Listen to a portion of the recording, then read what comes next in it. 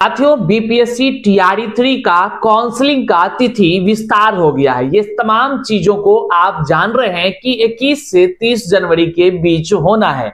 आज के इस वीडियो में हम आपको बताएंगे कि काउंसलिंग मतलब कि डीवी के समय जो डॉक्यूमेंट्स की आवश्यकता होती है, उस डॉक्यूमेंट्स में आखिर वो कौन कौन सा डॉक्यूमेंट्स है जिसको कि आपको ध्यान में रखना है, और अगर आप उसको लेकर साथ में नहीं गए तो आप कह लीजिए कि डॉक्यूमेंट्स के डीवी से बाहर हो सकते हैं। साथ ही साथ कई सारे ऐसे अभ्यर्थी इस बार पकड़े जाएंगे जो डॉक्यूमेंट्स वेरिफिकेशन में कह लीजिए तो बड़ा ही खेल करने का जुगाड़ सोचे हैं। इस बार शिक्षा विभाग बड़े ही व्यापक पैमाने पर तैयारी शुरू कर दी है। जी हां, आप बिल्कुल सही सुन रहे हैं। तो आगे हम वीडियो में हर एक जानकारी आपको साझा करेंगे।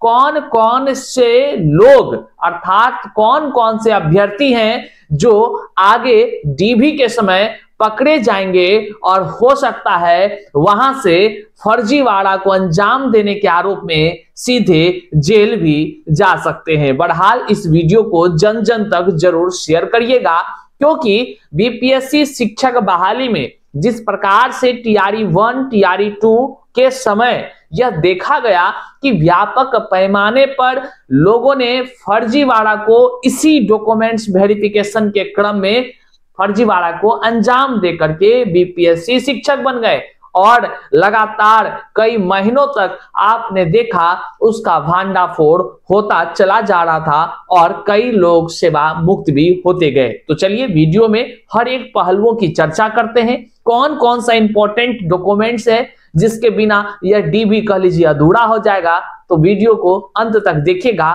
करते हैं शुरू। से पहले नमस्कार, मैं हूं हरे कृष्ण प्रकाश और आपने देखना शुरू कर दिया है साहित्य आजकल। साहित्य आजकल का मतलब ही है वह सच्चाई जो जाननी आपके लिए है बेहद आवश्यक। साथियों, चैनल पर नए हैं तो सब्सक्राइब कर लीजिए और अपने तमाम साथियों तक जरूर शेयर कर दीजिए। करते हैं सीधे मुद्दे की बात। देखिए,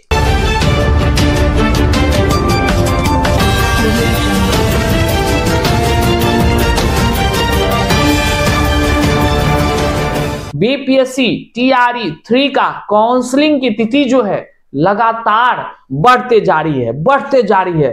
लोग अब ये सोचने लगे हैं कि आखिर क्या कुछ हो रहा है विभाग में, क्यों डेट एक्सटेंड किया जा रहा है। तो कई सारे इसके पहलू हैं, लेकिन आपको एक बात जानकर खुशी होगी कि आप यदि बीपीएससी टीआरई 3 में सेलेक्ट हो चुके हैं और आप जो है कि पास हो गए हैं, आपका पीडीएफ के लिस्ट में नाम आ गया है, आयोग ने उसे जारी कर दिया गया है, तो निश्चित तौर पर आप बीपीएससी शिक्षक बनने ही जा रहे हैं और आप ही बनेंगे, इस बात को आप जान लीजिए। अब रही सवाल कि आखिर डॉक्यूमेंट्स वेरिफिकेशन की जो तिथि आपने जाना है कि दिनांक 21 जनवरी से 30 जनवरी तक काउंसलिंग होनी है, मतलब कि डीवी वगैरह सारी चीज होनी है। तो ये जो होना है तो इसमें डॉक्यूमेंट्स क्या क्या लगेगा, ये तो अहम बात हो जाती है ना। तमाम शिक्षक अभ्यर्थी कमेंट में कहते हैं भैया जानकारी एक बार अच्छे से दे दीजिए। क्यों जानते हैं, कई सारे पहलू हैं। एस्टेट को लेकर के पहलू है, सीटेट को लेकर के हैं, कई सारे मामले हैं जो पेचीदा है। हम सबको एक एक करके इसी डॉक्यूमेंट्स वाले क्रम में बताएंगे, और वे भी लोगों को हम चर्चा उनका भी कर देंगे जो लोग अगर खेल करना चाह रहे हैं तो इसी डीवी में सीधे जाएंगे जेल। कौन है वो, क्या है वो, सबको एक एक कर देखते हैं। सबसे पहले आपको डॉक्यूमेंट्स वेरिफिकेशन में कौन कौन से कागज लेके जाने हैं वो तमाम हम स्क्रीन पर दिखाते हैं और उसमें भी विस्तार से चर्चा करते हैं। देखिए, आपको अपना जो है कि कह लीजिए कि टीआरई 3 डॉक्यूमेंट्स वेरिफिकेशन में जो जो डॉक्यूमेंट्स लगता है वह आपको हम बताते हैं, एक एक करके आप नोट कर सकते हैं। सबसे पहले आप 10th क्लास का मार्कशीट की बात कर लीजिए। तो मार्कशीट आपके पास होनी चाहिए और उसका मूल प्रमाण पत्र होना चाहिए 10वीं कक्षा का साथियों, 10वीं कक्षा का। इसके बाद 12th क्लास की बात करिए, मतलब इंटर का, आपके पास उसका भी मार्कशीट होना चाहिए और मूल प्रमाण पत्र होना चाहिए। ये दो चीज होनी ही चाहिए। उसके बाद क्या है यहां तक तो कहीं कोई दिक्कत नहीं है। इसके बाद आपके पास होना चाहिए, मान लीजिए कि जो डीएलएड किए होंगे तो वे व्यक्ति का क्या होना चाहिए, डीएलएड सर्टिफिकेट होना चाहिए, डीएलएड सर्टिफिकेट होना चाहिए। और साथ ही साथ जो है कि डीएलएड का मूल प्रमाण पत्र भी होना चाहिए। मान लीजिए किसी के पास नहीं है तो वहां पर अपना जो है कि जो दावा है वो पेश करेंगे आप।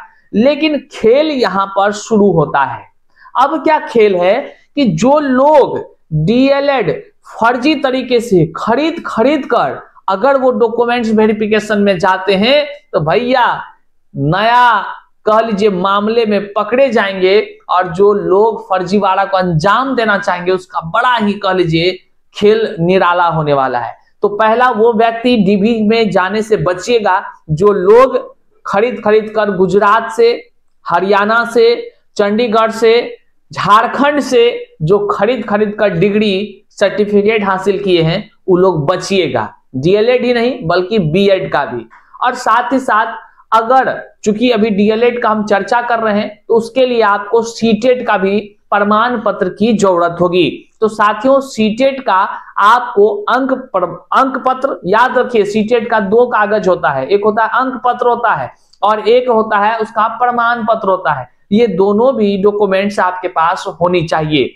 अब आइए, अगर इससे ऊपर के शिक्षक आप बनते हैं, मतलब कि टीजीटी और पीजीटी के बनते हैं, तो इसके लिए आपको स्नातकोत्तर मतलब कि पीजी का आपके पास डिग्री होना चाहिए और पीजी का अंक प्रमाण पत्र, औपबंधिक प्रमाण पत्र, ये तमाम कागजात आपके होने चाहिए। साथ ही साथ बीएड का डिग्री होना चाहिए। तो सबसे बड़ा खेल यहां भी अभ्यर्थी करते हुए टीआरई 1 में, टीआरई 2 में नजर आए हैं, जो बीएड का डिग्री खरीद कर ला करके आंखों में आयोग के धूल झोंक कर शिक्षक बन गए। तो वैसे लोगों पर इस बार बिहार सरकार या यूं कह लीजिए एनडीए की जो सरकार है बड़ा सख्ती से निपटने जा रही है। और जो लोग डीबी में गौरक धंधा वाले शामिल होंगे उन लोगों का भैया खटिया खड़ा होने जा रहा है। साथ ही साथ टीजीटी और पीजीटी के लिए आपको पता ही है कि एस्टेट की डिग्री होनी चाहिए, तो वो एस्टेट की होनी चाहिए।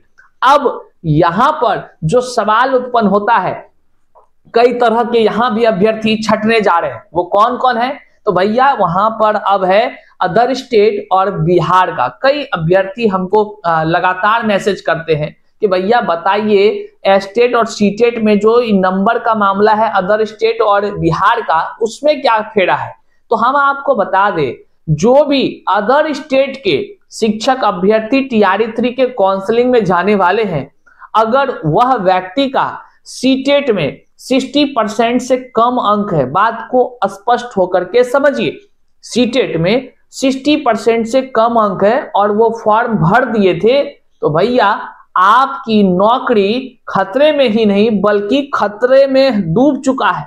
समझ लीजिए, आप डीबी में जाएंगे, आपको नौकरी से निकालना तय है, क्योंकि आप टीआरई 2 टीआरई 1 के कई सारे लोगों को निकलते सेवा मुक्त होते आपने देखा है। और फिर भी अगर आप जाते हैं निश्चित तौर से आप पकड़े भी जाएंगे और हो सकता है आप जेल भी चले जाएं, क्योंकि आपने आयोग की आंखों में धूल झोंकने का प्रयास किया ऐसी आरोप में। देख लीजिए, अब क्या है कि अदर स्टेट वाला को सीटेट में नंबर होना चाहिए 90 अंक कम से कम।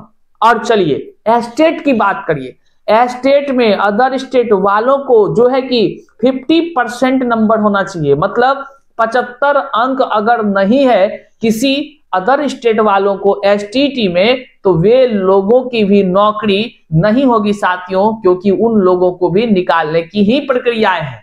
मतलब आप समझ गए हैं कि यहां पर वे लोग धरे जाएंगे, पकड़े जाएंगे जो लोग पहले डीएलएड और बीएड की डिग्री को खरीदे हैं, समझ लीजिए।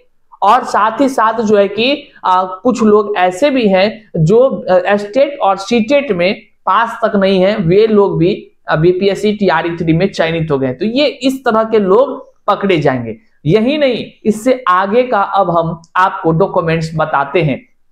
बड़े व्यापक पैमाने पर कह लीजिए सरकार इस बार सख्त है, क्योंकि पिछले टीआरई 1 और टीआरई 2 में खूब बदनामी सरकार की हुई है। सरकार नहीं चाहेगी कि इस बार फिर हो, और जांच सही तरह से करने की योजना, क्योंकि अब की बार भाजपा सरकार शामिल है। याद रखिएगा साथियों, इस बार याद रखिएगा, क्योंकि अब गठबंधन की सरकार है और कोई सरकार अब की बार पहले के तरह बदनामी नहीं झेलना चाहेगी। इस बात को आप भी समझ रहे हैं। और जो खेल करने वाले हैं भैया, आपके खेल आप ही पर हावी होगा, इस बात को आप जानिए।